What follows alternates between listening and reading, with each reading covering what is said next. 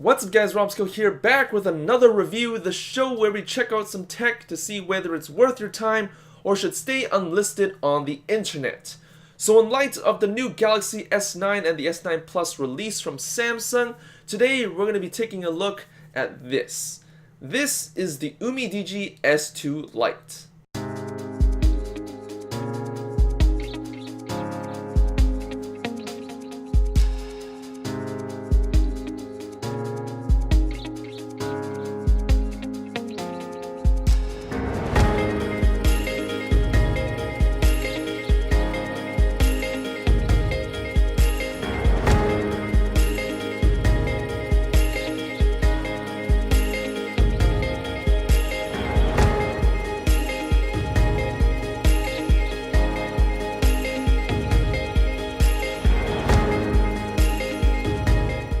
So the packaging box itself looks really nice on the outside, but inside the box we have the phone with an included silicone case, a manual, SIM card tool, power adapter, a USB-C to headphone jack adapter, and a red USB-C cable. And this is the phone in all its glory, and it looks pretty damn awesome. As for specs, this has a 6-inch 18:9 ratio screen, 4 gigs of RAM, a 1.5 GHz octa-core processor, and 32 gigs of storage space running at Android 7 out of the box. So at first glance in the front, it kind of resembles the S8 design a lot, which it clearly kind of is with a smaller forehead and chin with the same display ratio. However, unlike the S8, this smartphone only costs $180 US. Funny enough, if you plug in the phone into your computer, it actually says Galaxy S600, which I find pretty funny. It's a full metal unibody, kind of like the HTC One or the iPhone 6 Plus here, so if you drop it onto something sharp, it's gonna dent. It's really nice and it's available in both black or red. On the back of the phone, we can see the antenna lines, which are exactly like the iPhone 7 lines, and whether they're actually antenna lines or just for aesthetics, we won't know. We also have the UMIDIGI logo cleanly placed on the back. We have our mic, dual cameras, flash, and fingerprint scanner. On the right, we have our volume and power button on the same side with decent buttons that can be found on many China brand smartphones such as Huawei. They're somewhat tactile but are soft compared to other phones.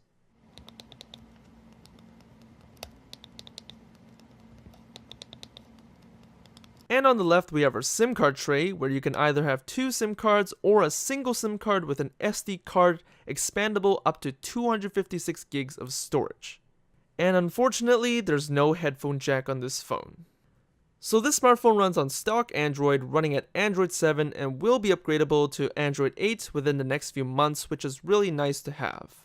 Moving on to the home screen, this custom launcher has stolen the S8's home interface icons, and instead of having it disappear on its own, there's a button on the side for you to hide the menu when you don't want to see it. Going into the phone, it performs quite smoothly. Multitasking is great thanks to the 4 GB of RAM, and browsing experience is essentially the same as any stock Android setup, so there's not much to talk about here. For security, you have 2 options, the fingerprint scanner on the back or face unlock. The fingerprint scanner is decently fast and there are no major issues. However, if you choose to use it, every time the screen is off and your finger swipes the scanner at any time, the phone will buzz. This is because the scanner is actively looking for a finger, so even when you're not trying to unlock your phone, it's gonna buzz. For face unlock, it's pretty fast as well, but of course not as fast as the OnePlus 5T. It unlocks at around 0.5 seconds or so there aren't any complaints from me. It uses a 3D face unlock technology which scans your whole face, so you don't have to hold it weirdly to unlock it. You also get about a 45-degree leeway angle when it comes to unlocking your phone, which is great. As for the display, this phone may have an 18:9 display ratio, but the resolution is absolutely disappointing. In fact, the resolution of this phone is 720 by 1440, aka a 720p smartphone display on a 2017 smartphone, which is absolutely unacceptable. On any kind of video watching platform such as YouTube, you can't watch anything above 720p because of the resolution on this phone. And to me personally, that's a huge deal breaker.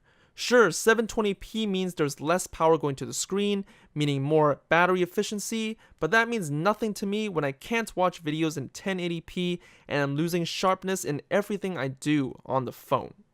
Moving on to the camera, you'd think something with a dual camera setup would be good, but you're about to get juked once again. The camera is horrendous in my opinion. It's not the worst, but it's definitely a big disappointment considering how many megapixels it has.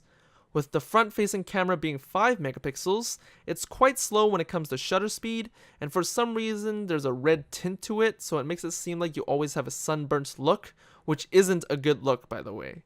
For the two back cameras, they use a technology called Omni Vision dual lens cameras. They're a bit laggy and shutter speed is a bit slow. It's got an aperture of f2.0, which isn't bad, but I'll let you decide how good it is with these pictures. There's tons of contrast, maybe even too much contrast, and even in well-lit places, shutter speed is still low and can't balance the whites and the blacks. As for video, you can forget it. It may record at 1080p, but it records at a mere 2 megapixels. You have 16 megapixels on the camera, but you use 2 megapixels for video recording? Here's a comparison between the 12 megapixel Huawei Nova versus the supposed 16 megapixel UMIDIGI S2 Lite.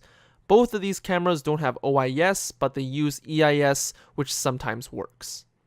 So after going over all these features, you might be thinking, are there any good features? Well yeah, the battery. This S2 Lite comes with a 5100 mAh battery, and this is no scam. It's an actual 5K plus battery that lasts for days on end, which is why the phone is thicker than most smartphones on the market now, which I totally don't mind. I'd rather have more battery in a phone, and I don't care how battery efficient a CPU is nowadays. If you make a CPU more efficient in battery, then put in another bigger battery, then bam, phone lasts for weeks. And it's also a bit easier to hold since there is more to hold. One thing I see most people leave out in phone reviews is the vibration motor of a smartphone. As someone who has had experience with China smartphones, you come to realize that vibration motors on phones are a privilege. Here is the motor compared to the iPhone 6 Plus.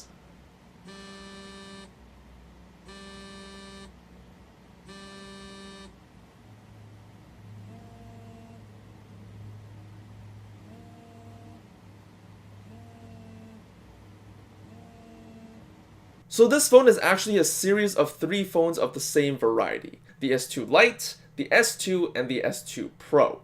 The S2 Lite has 32 gigs of storage, the S2 has 64 gigs of storage, and the S2 Pro has a 1080p screen, a better camera, 128 gigs of storage, and 6 gigabytes of RAM. So who in their right mind would get this phone?